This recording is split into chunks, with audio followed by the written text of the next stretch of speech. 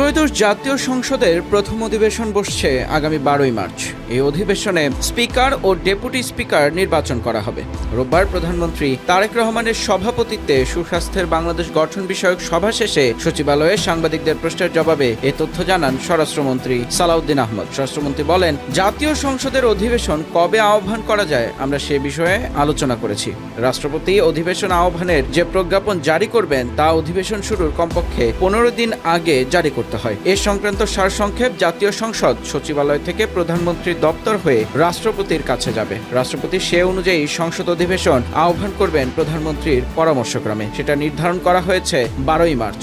তিনি বলেন, আগামী 12ই মার্চ সংসদ অধিবেশনে কি কি কর্মসূচি থাকবে সে বিষয়ে আলোচনা হয়েছে। এই অধিবেশনে স্পিকার ও ডেপুটি স্পিকার নির্বাচিত করা হবে। অন্তর্বর্তী সরকারের সময়ে যেসব অধ্যাদেশ প্রণয়ন করা হয়েছে সেগুলো উপস্থাপন করা হবে।